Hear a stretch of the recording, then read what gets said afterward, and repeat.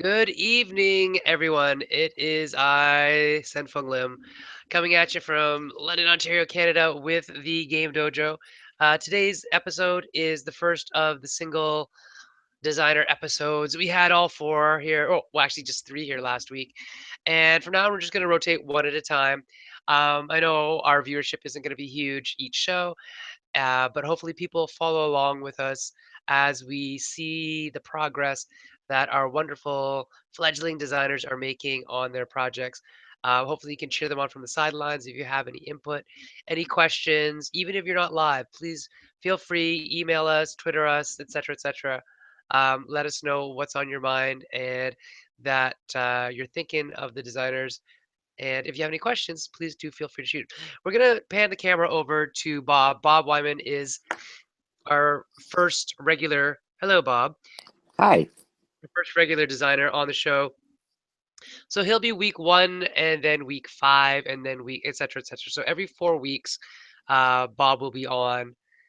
So we'll start with Bob today. Bob, how's it going? It's going really great.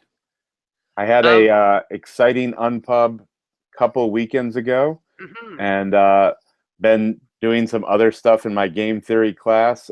They got to practice it the Friday before the UnPub so that I could make sure that it functioned. Okay, Um, and several of them want to play it again, so that's exciting. that's good. So when you say you teach a game theory class, are you actually teaching like game theory, like Yes, the mathematical economic model game theory stuff? yes, and I feel like I got sort of I was so excited when I heard that there was a mathematical field called game theory, but it was sort of a bait and switch because once you learn about it, it's all sort of economics and not very gamey. Yeah, for those of you who don't know about what real game theory is, real game theory is actually no fun whatsoever. Well, it actually is. It's actually kind of interesting because as a psychologist, it plays very well into what I deal with in terms of why people behave the way they behave. And so game theory actually looks at that from an economic standpoint. And it's pretty cool um, when you look at it, but it also comes from what Jesse and I call perfect rational agents. And so it's how you should act if you're a perfectly rational human being, which a lot of people aren't, especially when they're playing games. And so game theory actually breaks down when you put people actually playing a game within a lot of the constructs of game theory. Anyways, back to Bob and Bob's game. Bob, tell us what's going on with you right now. Where are you in the stage of the prototype in terms of playtesting? You went to UnPub. What happened? Let us know. Well, I've got a functioning prototype. It's a very rough looking sort of 3x5 card sort of prototype, Mhm. but the pieces are all there and it it functions. It can play. Uh, I can explain the game, show them some instruction cards if they want to read rather than listen to me, and people can go ahead and play it from there. And it works okay. It's not balanced in the sense that some games Okay. people find they just sort of crash and burn and feel like they didn't have much chance, and other games people find a way to win. So far, there's been one way to win that people have gravitated towards. So I want to make sure that that's not the only path. Sure. So eliminating dominant strategies is a good idea. We're gonna pan down, if you don't mind, Bob. Can you actually tell us what is going on in the game? How would you teach somebody to play the game? First, give us your like 30-second hook. Okay. Say we The came, say we came up to your table. How would you cajole us into playing your game? All right. Uh, it's the zombie apocalypse, and you've got to band together to survive. Some resources you're going to have to hunt down and find and keep, and some of those locations that you're going to find them in are going to be worth staying at, and some of them you need to abandon. If you abandon them, eventually they're not going to be accessible anymore. So you are going to be on the run, gathering resources, and trying to outlast the zombie apocalypse. Okay, and then tell us about the componentry. Okay, so you've got it's fully co-op, but each person is their own player. So you've got a pawn for each player. Uh, Hmm. I, and each of these big cards is a location, and it's just a 3x3 grid. If you want to go to a new location, you go to that place there might be some risk associated with exploring a new location. And then you flip it over and you're at a new location that has new rules. At each Okay. location, you're going to be able to search and find something. What's available in which place varies from, this is a farm, so you're liable to find food. The grocery store had food, gas, and weapons, and you started with a little bit of a starter set. The resources are either cubes or things that weapons are discs because they attach to a person because a person decides whether to use them. Everything Okay. else is communal, and you can take stuff as much as you want with you. So if you want to take some food with you, that's probably a good idea, because if you don't get food here, you're going to have to eat at the end of the day. And if you don't have any food, you'll get hurt. Okay. So basically the way a round works is you're going to play, each person is going to get to do a move and a search. In the case, they're not required to move. If they want to stay right here, they can search at the grocery store and possibly get more resources there. The resources, oh, sorry, let me remove the yellow. The resources are green is food, the black chips are weapons, blue is gasoline, which makes it easier to travel. You can travel more spaces and you can bring people with you when you travel with gas. And the red is medicine, which is valuable because it can basically heal any wounds that get acquired. At the end of a round, we might have some people who banded together over here and some that banded over here. They might have found some things. I'll give enough food for these guys. And then at the end of the round, zombies come out because it's a zombie game. And if there are two of you, then two zombies have smelled you and are wandering around the grocery store. If there's three people here, then there's three zombies wandering around the farm. Mm-hmm. The zombies may or may not run into you. You just roll a die, and 50% of the time that zombie has encountered you, and 50% of the time the zombie's wandering in some other aisle of the grocery store. You don't run into them, but they Right. stick around the grocery store. They'll be there later. If a zombie encounters you, you're either going to take a wound and then destroy the zombie, or you could use a weapon. It would use the weapon up and destroy the zombie, and you wouldn't get hurt. Right. But that's one of the ways that wounds accrue. The next way that wounds accrue is when it's time to eat, everybody eats some food. If there isn't enough food to go around, nobody steals it, but everybody that's there gets hurt If there's because not they're. enough food, so it doesn't matter that it doesn't matter that some people could eat. Uh, I have been wishy-washy on this rule. The rule initially was, if you don't have enough food for everybody at the location, Everybody nobody takes a is so wound. selfish as to just steal the food and make the other people starve. Okay.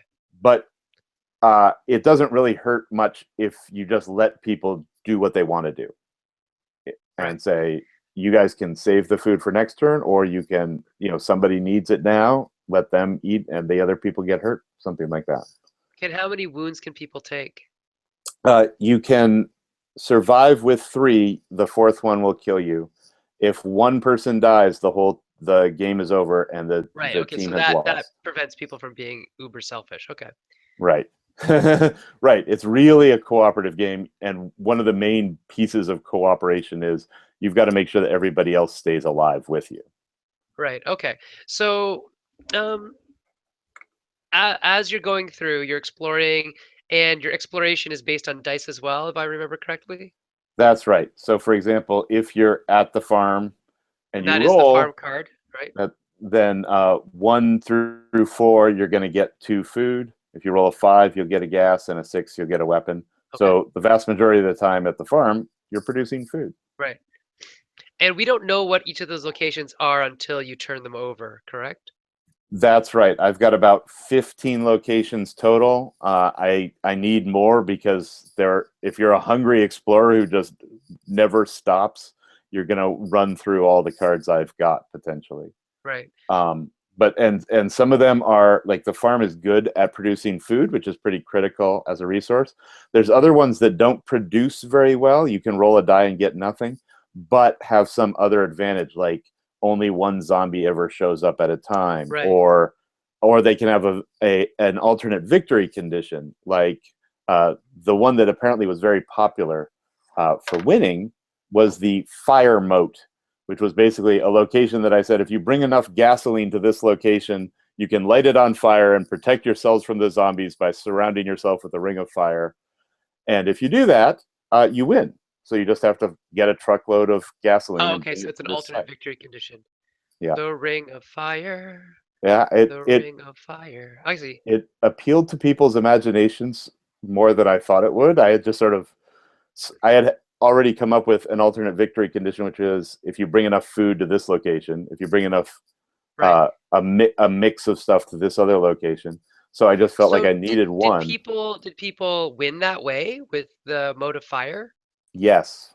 Okay. That is the one way that people won, and I need to make sure that the other victory conditions are not so difficult Okay. that Sure. they're not also achievable. We have a question from Jonathan. Jonathan Lavalley. What's up, John? Ask your question, buddy. He's doing it online, so he'll have a question. It's not morning. Where are you, Jonathan? You live down the street. Where are you? It is not morning, unless he's off traveling. You never know. So he's gonna type his question, and we'll get that when he gets it in. So wounds, weapons. You can only have one weapon per character, No, or can they you still? can rack them up if you want to get a little seed going. Uh, to keep track of the rounds, you got somebody who's the first player, and since the first player token I had was from Dead of Winter, and it's this cute little knife, I figured they should start with a weapon. Yep. Um,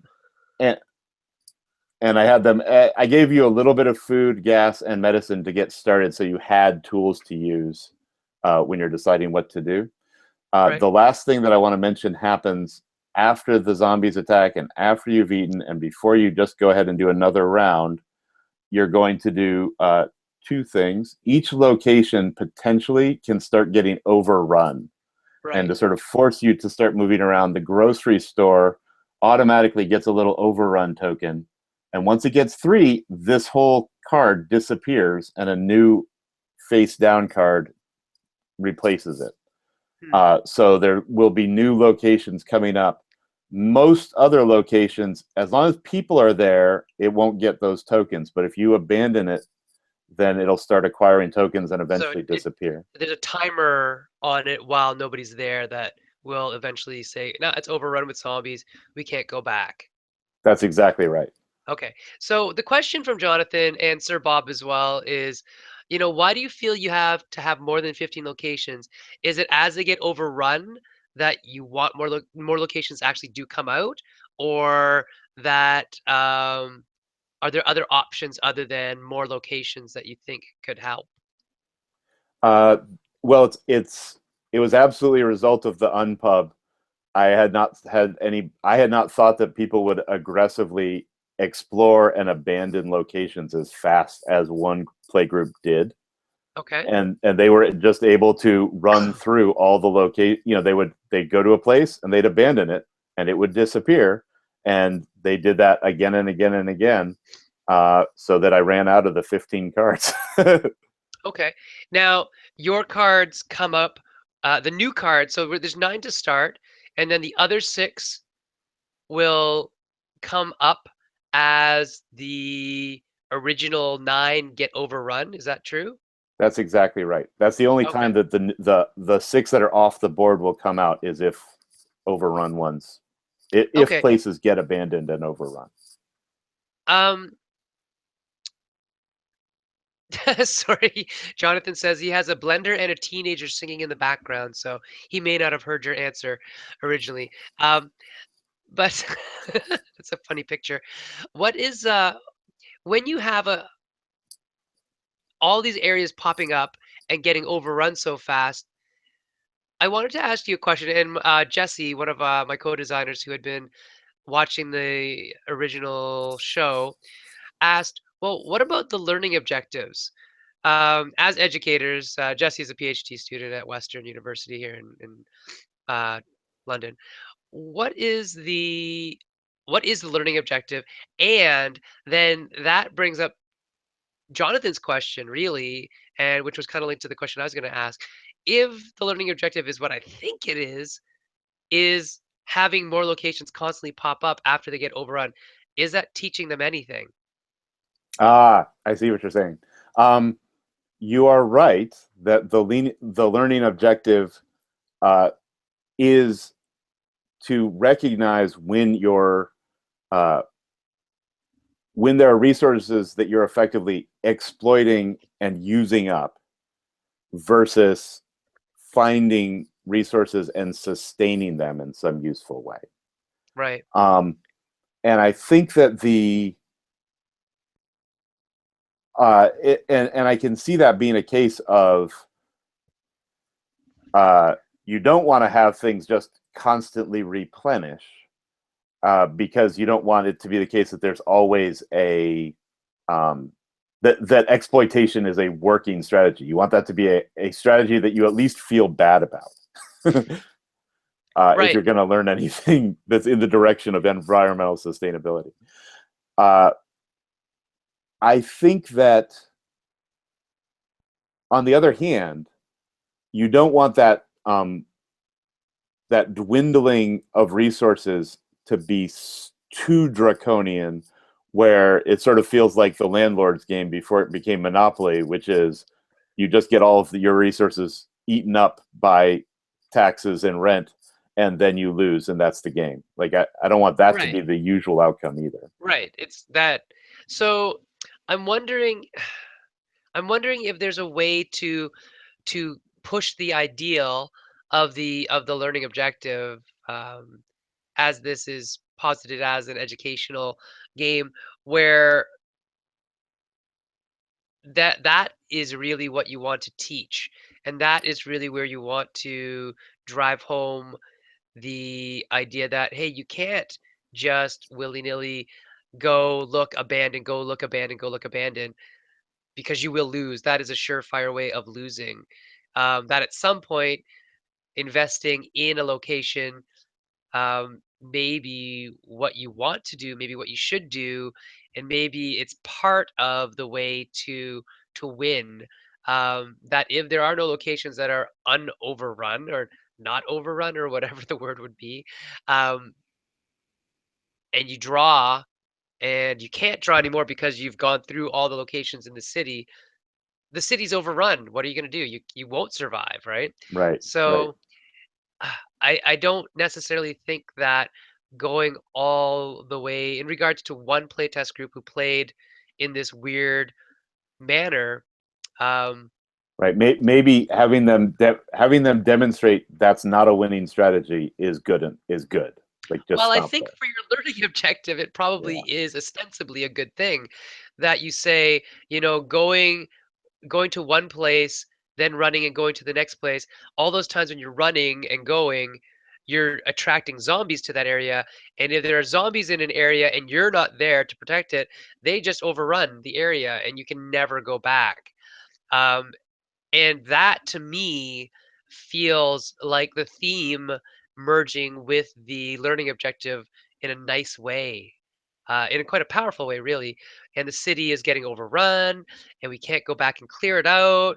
I mean, there might be ways to find special weapons that we can go clear something out if we realize later that, oh man, that, whatever, we really do need that thing and we really do need to go there. I'm wondering if you did want to make it a little bit bigger, where it is a 5 by 5 would be a lot bigger. Wow, that would be a lot bigger. yeah. And well, so the gas lets you move two spaces, which here it means you can go anywhere Yeah. from the center, and you can go almost anywhere generally. Um, and I think that that's enough to make gas a powerful enough piece of equipment that it rivals the other ones. So, you want to be something where the resources are relatively comparable in value, better at different times, but um, you Mhm. don't get mad every time a gas comes up. No, I mean, if alternate sources of victory are things like 20 units of gas or whatever it is, I don't know, 5 units of gas, and you can drive a car away from this city to a new city, that could be a win condition. Or the fiery moat is also another good one, right? So I Yeah. mean, the idea of having different combinations and permutations of your resources being different win conditions, if you can find that right tile or whatever, is kind of cool. I mean, I think I actually think that um, if you had 25 by 25, sorry, 5 by 5 tiles, just in your head, you had 5 by 5 tiles, and there were never any new tiles. And once it's overrun, it's gone. And you actually can't even travel through it. What would that do? Um, the only I think well, so there's a there's I think it's doable. I think that the dynamic that might have to get adjusted is the zombies showing up where you are, um, because that tends to push you away from places. It tends, so there's a dynamic here of the overruns make you want to stay somewhere and keep that place alive, Right. and the nice a feature going sort of in the learning outcome direction was those alternate win conditions work really well, because as soon as somebody sees a location that has a here's a place you can win, people will find ways to say, okay, somebody hold down that fort while we run elsewhere to get resources to come back to that place. Um, but the thing that's happening is that zombies are appearing and hitting you, and if they miss, then they sort of build up. Um, and the weapons do a good job of clearing out the zombies as long as you keep, have something there. Hmm.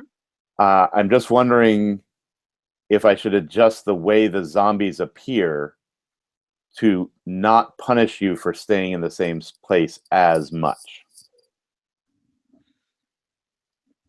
Hmm. Interesting. Well, I mean, you do want to teach the sustainability. You want to teach that kind of thing through the game, whether it's implicit or explicit. I mean, whatever. Um, there, it might be some kind of not sliding scale, but some kind of thing where one zombie is easy. You can actually just live in an area with one zombie. Two zombies, you have to start fighting them. Three zombies are actually tougher than two zombies. Four zombies, like, so that it exponentially gets harder and more difficult as there are more zombies, and you have to kind of cull them to a manageable level. That might be something that changes your dynamics. That just one more zombie is not just one more zombie; it actually is twice as difficult or three times as difficult, Right. and taxes your resources in a different way. John asked another question about why do you feel gas and food and whatever your other resources are, medicine, should be usability. Hmm. Um, so he points to games like This War of Mine, where things aren't useless, but there are definitely some things that are more valuable than other things given certain situations. Um, there might be are particularly good, but they're just rarer. I think the issue that John might have missed, and it's not even an issue really, because it's one of the questions I actually had for you about your design is the amount of dice that are used to generate results, um, because it is a random result on a basically a d6 table that excuse me, if you randomly just got all food all the time, gas and no weapons and no medicine, what would happen? And is that good? Is that bad? Is there a way to guarantee yourself through maybe a player ability or something where you say, okay, we really need food. We can definitely go get food here. Or there's a much higher chance of getting food. I guess, 1 3 versus 4, 5, and 6 on the grocery store. But and is the value of a resource dictated by like situation or tactics? Does that Right. dictate what's useful? So What do you yeah, think? to answer the question sort of directly, I don't, they, it's not the case that I want all things to be of equal value at any moment. At a moment, you probably want one resource a lot more than the others. Um, like you say, if you're the last person in the round and they have not enough food's been generated, you probably really want food. If you're you really want to be somewhere where there's 5 zombies, you really want a weapon or some medicine. So they are much more situational. I just don't want Hmm. something that is dominated in the sense of there isn't ever a situation where I prefer gas to weapons. I always would rather have a weapon. Um, That's what you want to avoid. I want to avoid that situation. Okay. But you're right. I don't want them to be, at a given moment, they're not equally distributed. They're very situationally dependent. Yeah. Um, and you're right. Like for food, just because it's easiest to manage, it's not true that a cube of food is worth the same as a weapon or a cube of gas, because food, uh, it's way easier if one food goes to one person. But that means that a person searching should generate more than one food, because otherwise they've only fed themselves. I And see. unless, Okay. and And then if you don't have that, then you're right. Everybody will want food every time. And if everybody, like if there were only food and no other weapons or medicine, the zombies would eventually just chip away at your health until you died. yeah. Okay. So I want to ask you about the dice in particular. I'm not a huge fan. I'm not a huge detractor of dice. I quite like the feel of dice, and I enjoy rolling dice. Um, what I don't enjoy is when a game is so dependent on dice that the results of the game can be very skewed based on good or bad or whatever, quote unquote, good or bad die rolls. Do you find or have you found in the past that this game can be swingy depending on die rolls? Like if you never rolled, and it can happen that you never roll a weapon. If you never roll a weapon, is your game failed automatically? Or if you only ever roll gas, are you going to lose guaranteed?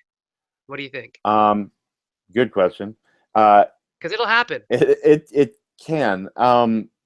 The cards are a little bit biased away from that, um, but uh, it can happen. If you never get medicine or weapons, you're probably in big trouble.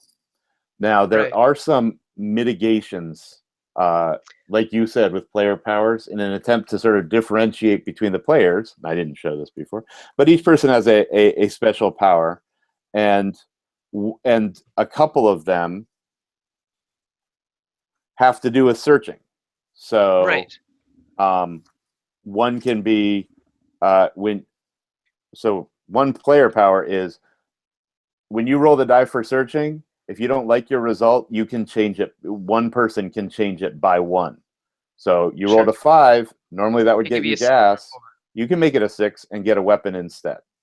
Right. Um, and I've also incorporated a general mechanic for everybody, which is if you don't like your roll, you can roll again. It generates noise, and then noise Ah, is going to increase the well, is going to give you a chance at extra zombies. right. And so a location can hold basically 3 noise tokens, and that basically means anybody at that location can re-roll as long as up to 3 times. And then once that's happened, nobody there can re-roll anymore. Hmm. And that's one turn, and then that resets at the end of the turn, at the end of the round. So both of those mitigate that die roll based luck. Uh, in an earlier iteration, I was at this UnPub mini a year ago, Right. and one person suggested, "Can't I just roll the dice first and then go to where I want to go, and then I can basically see what my numbers are going to be, and then go to the location where the number gives me what I want. Um, which was an intriguing way of sort of making it into a input randomness rather than an output randomness. Right. Okay. And I mean, I could see how that could work mechanically. Thematically, I don't necessarily agree with that. Yeah, how are Um, you finding anything then? yeah, like how do you know that's there? Do you have like a drone that's going over there scouting it out without risking yourself? And so there's something thematically off on that one, although mechanically it could be completely correct. Um, okay, so that answers a bunch of the questions I have. What else did you hear back in terms of feedback from your Unpub event? Well, the biggest negative, and it's hard for me to argue with this, but I think it's sort of an awkward one. The biggest negative, or the one that I got the lowest scores on, was originality. There was one person who said there are a lot of zombie themed games. There was another one that said it's too much like Dead of Winter, but I kind of like it as a Dead of Winter light. Okay. Okay. Yep. Um, and but I agree that the zombie, on the one hand, from a gaming perspective, the zombie theme has been overplayed. On the other hand, it's not like it's actually lost a lot of cachet in the popular culture yet. Well, yeah. Okay. So let's talk about thematics in terms of zombies. Because the zombies in your game actually don't do jack squat. Really, I mean, zombie wise, they're not moving. They don't move in the way that you're moving them around. And just like they don't actually do anything in Dead of Winter either, to be completely honest. Right. It's not like some other zombie games where they are things that are physically moving and they attack on a vector towards certain things. Is there anything else that you could see this game turning into that would teach the same way, have roughly the same type of variables, but not have anything to do with zombies? Just to, press the a little bit to see if we can bounce up against them and come up with something. What do you think?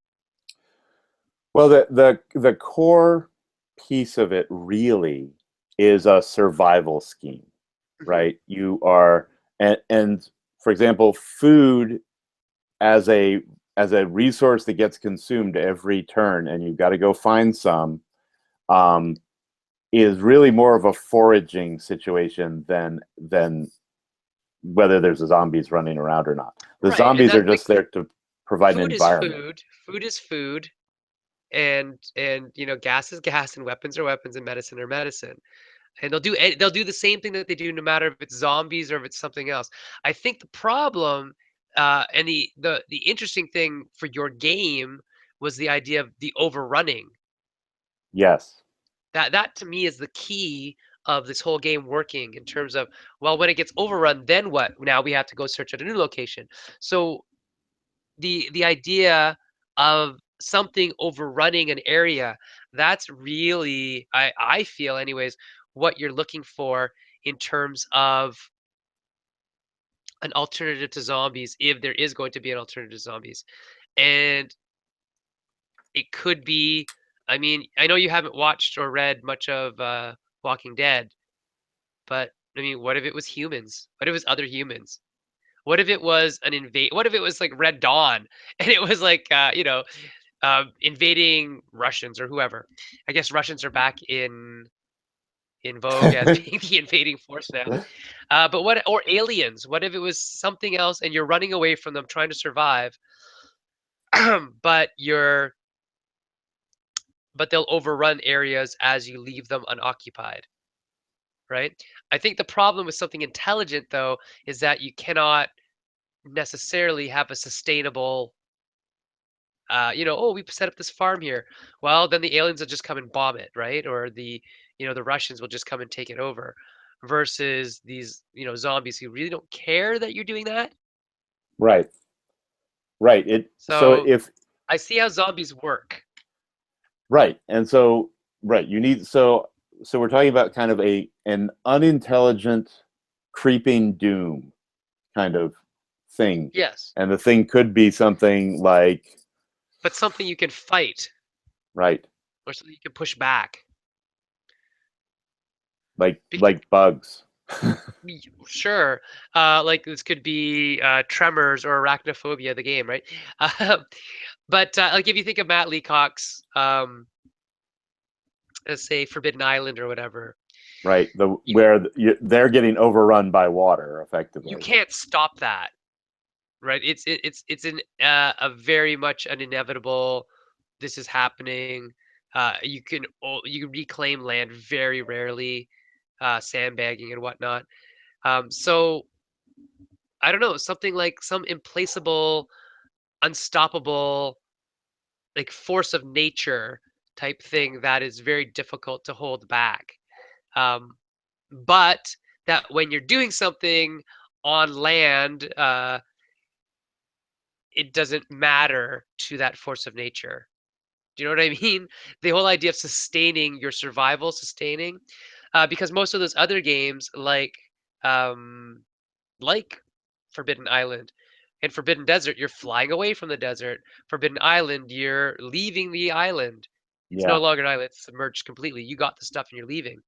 Whereas your game, it's like, no, we want to subsist. right, We want to right. actually survive on this land. And that you brought up a good example because one of the students who just sort of saw me setting it up, and I gave the pitch, and they said, "I played Forbidden Desert. This seems like Forbidden Desert to me." And I was like, "But there are zombies and there's other resources and things like no, it still feels like you're running around and you got to collect some stuff to sustain you and things come." And I can see that sort of where she was going, and I agree with you that sort of one of the key differences is you're trying to hold on to some of it, uh, Yes. and that's an intriguing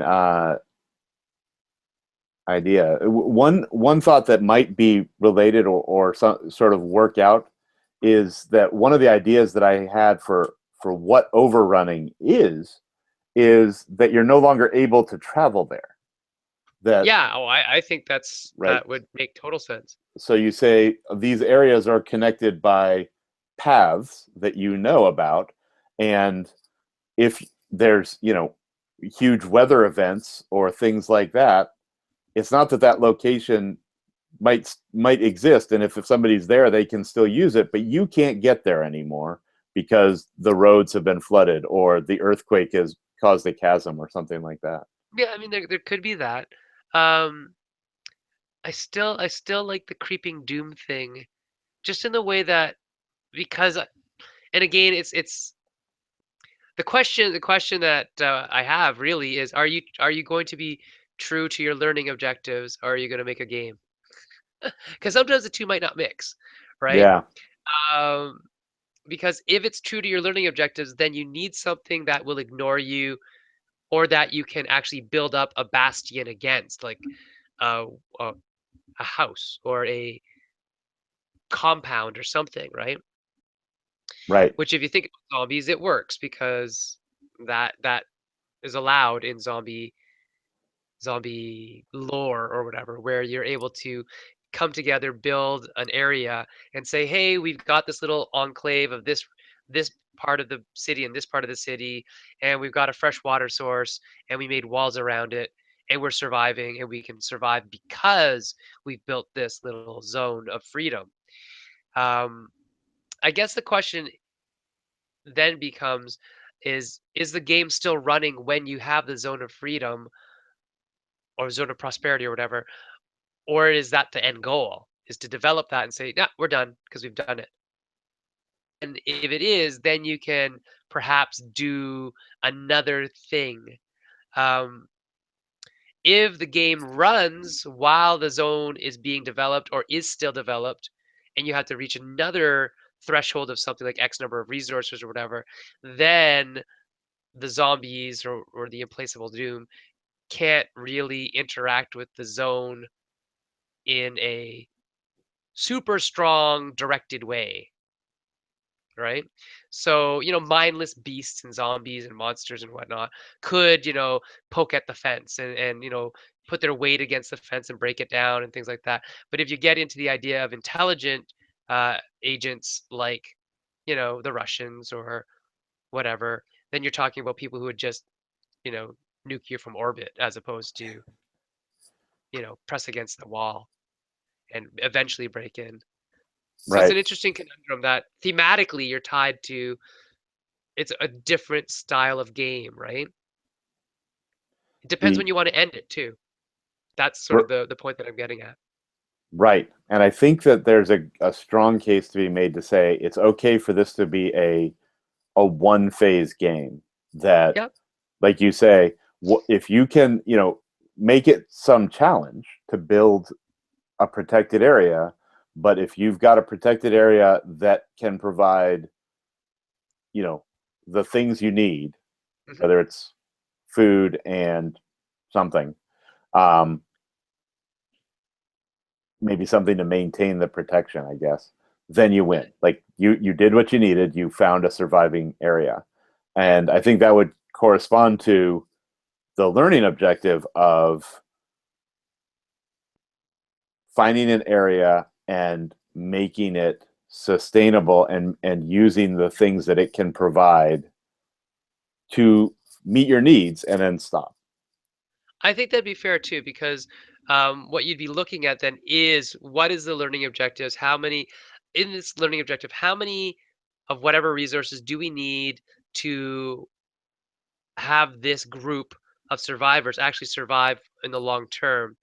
And then you don't need to play past that once you get to that ideal level of sustainability, where every turn we can generate this, therefore we win. Right. You know, um, and so it really would be in that case a game where things are clawing back at your resources, breaking down your walls so that you have to repair them. And so part of the game is let's wall these two areas off, put effort into that, resources into defending it, and then we still have to send some people out to explore to find a place that gives us X, Y, and Z, right? So, I mean, the resources you find versus the resources that are sustainable factors from that place may be two different things.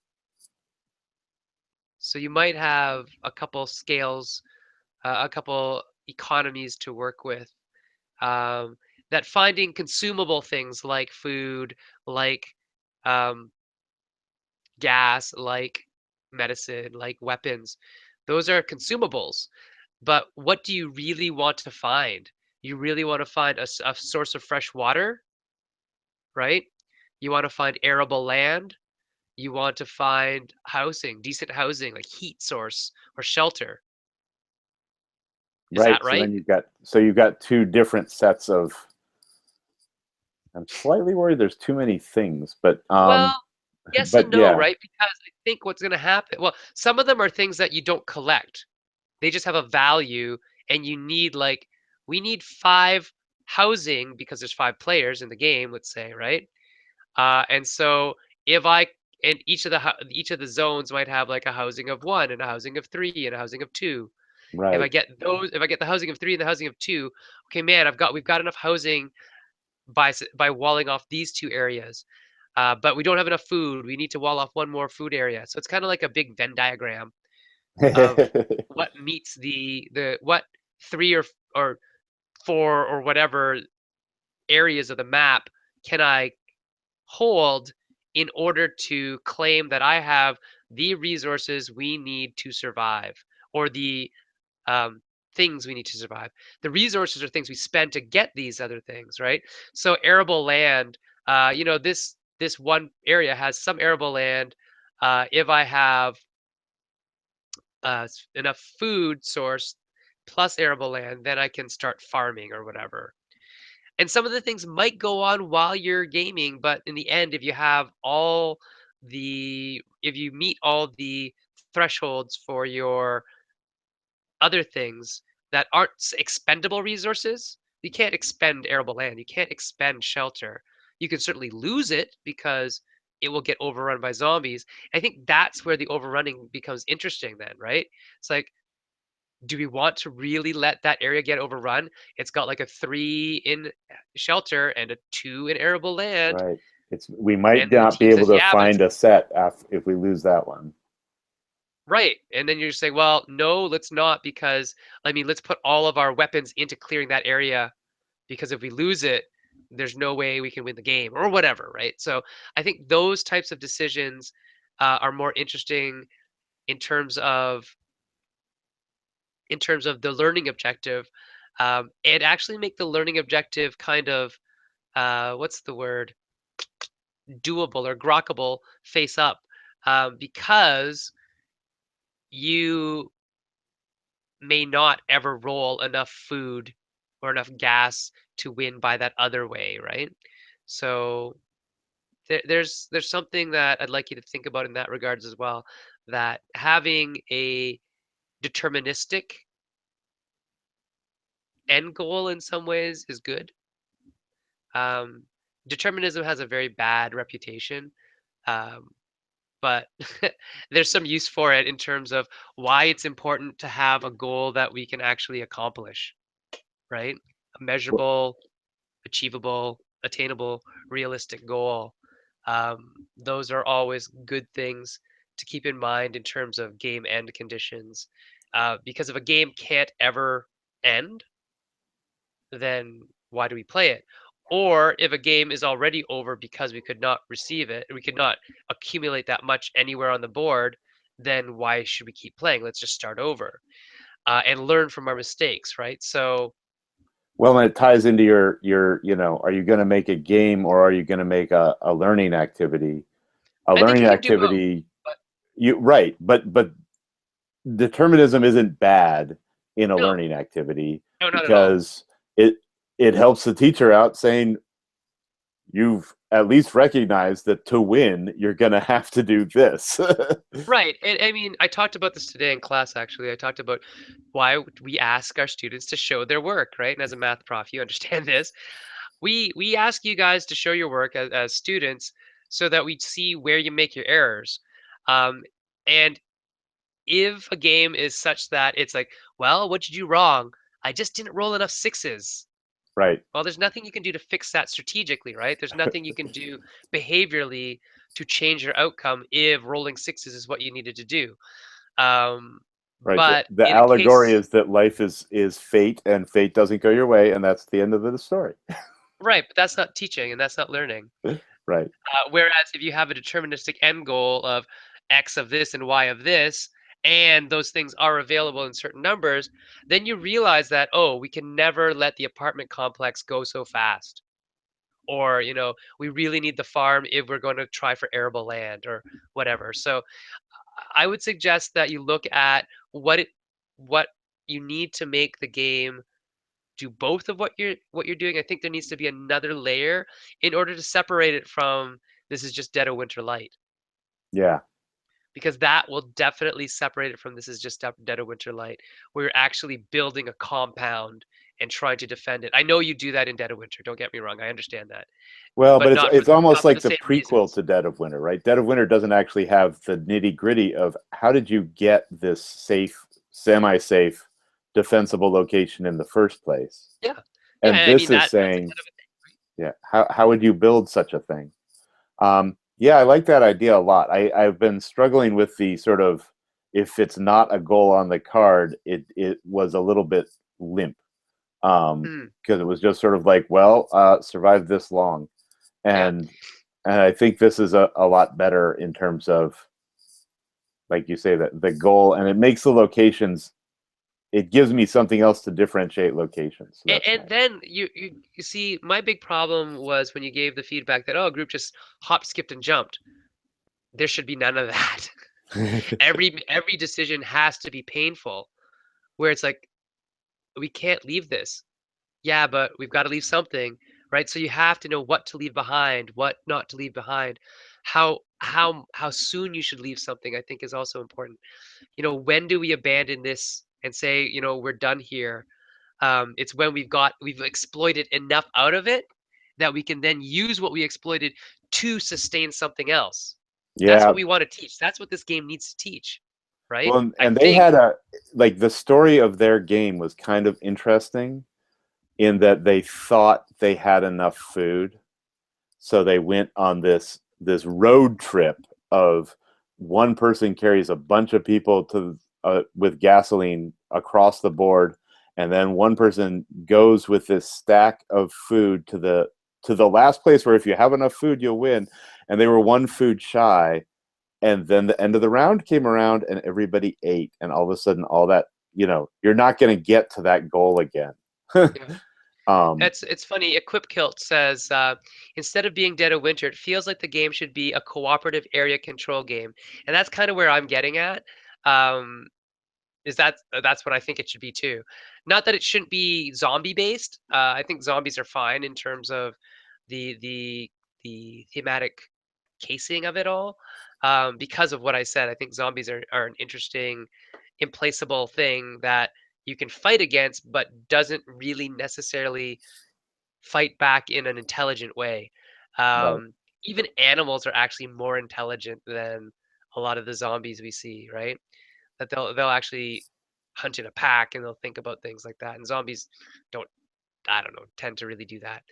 Um, anyway, so yeah, that it should be a cooperative area control game that you're trying to take over or maintain certain areas. And I think really, for me anyway, one of the things that you want to really think about is pivot. So pivot is the term I use to describe when you switch strategies. When the team should say, okay, we're no longer exploiting, now we are really going to sustain.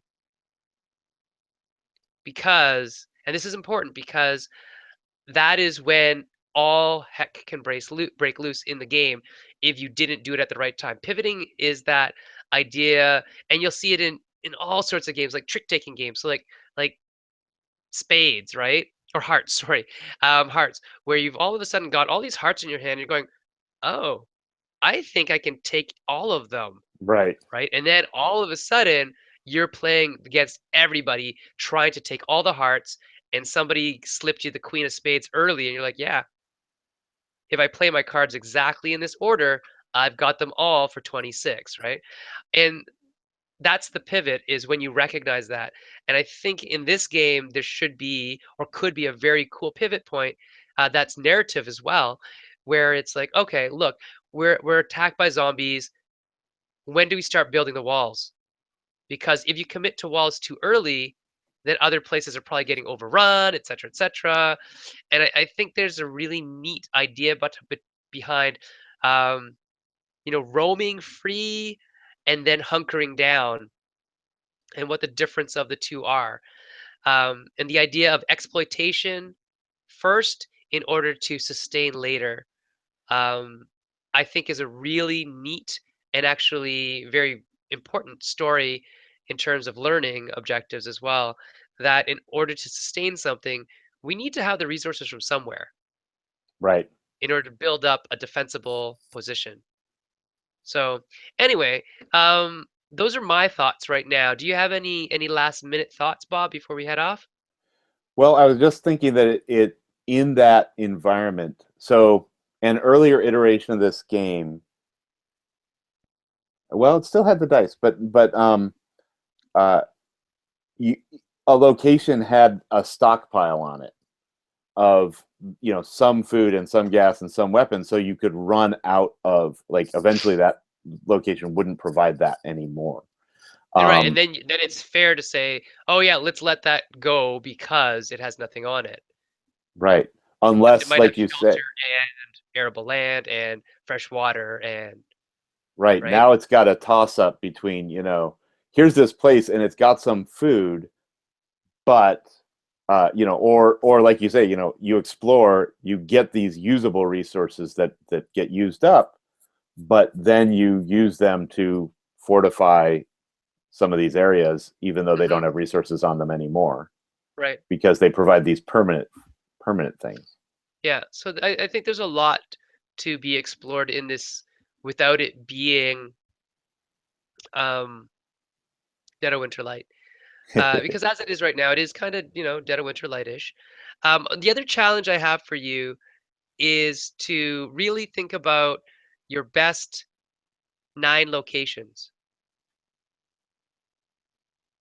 If you Uh-huh. had to limit it to 9 locations, what would those 9 locations be and why?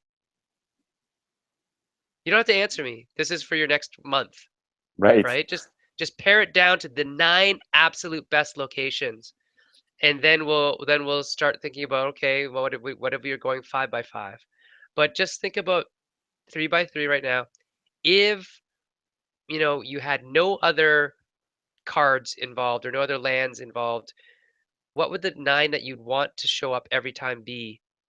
And this is important because it'll get you in that sort of mind stage of, okay, this is my minimal game. Constraining yourself. You've already got a couple constraints on you in terms of thematics and learning objectives.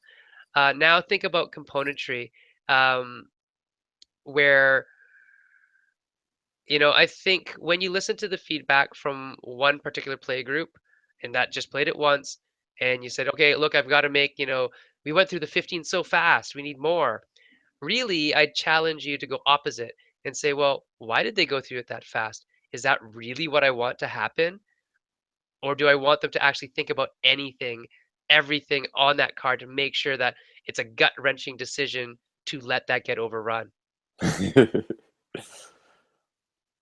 So those are my questions to you. Um, Hey, AC Wizard, good to see you on the feed. Thanks for checking in. But you know what? We're running low on time, so we'll be back next week with the Game Dojo. We'll have maybe Steve because we haven't met Steve yet. And we're gonna say goodbye to Bob right now. Bob in Virginia. Yep. Um, any last words, Bob? Well, this has been great. I think that there's a lot to think about, and I kind of have to process some. I think that uh, the the minimizing to 9, it seems like it will be a challenge, but it'll be a really good challenge because the other side of that coin is it frees you up if you know that that what they're going to get a hold of. That Yeah. these 9 are always there. So there's definitely a way that you guys could win. Right. And so that is the other thing about it being deterministic, but also having multiple ways of doing it. Which ones are you going to let go? What happens if you let this one go? Well, then we can't let that one go. And so you'll have a little bit, I think, more. It'll be less gamey, but more well, deterministic. It'll be more educational in that way, where you'll have some key points where you say, okay, look, you can't win it if you do this. And that's okay for now. And then once you get those 9 done, then it's like, okay, now what? What if you added one more? What would one more be? What would it look like? Okay, so get on your design train for the next month, and obviously we'll keep chatting. Oh, one thing I would love you to do, Bob. Um, do you have a blog, or do you have anything where you keep notes on your design process, even just random thoughts, uh, journaling? yes, I have a blog. It has random thoughts. Okay, and is it something that's public or is it private? It is public. Okay, so can you get me a link and can you get me a bio and all that kind of stuff so that I can put that up on the site, and then people can follow you along with you in terms of your random thoughts. They can put input, or they can send you email or input or something like that.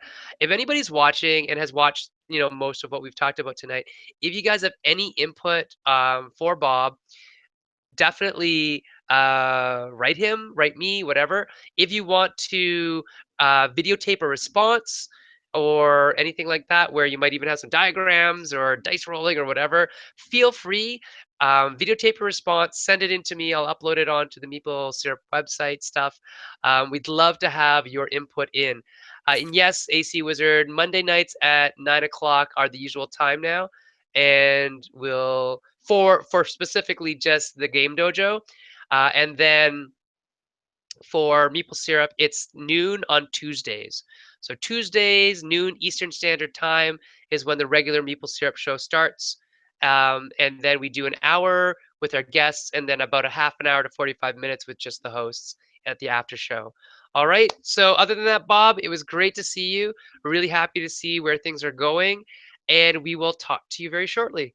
Great. Sound good? Very All right. excited. All right. So, from the Maple Syrup Show, this is Sen saying so long from the Game Dojo, and we'll see you guys in 1 week. I won't be on air tomorrow. Daryl and our special guests and our guest host will be there. Okay. We'll see you later. Bye.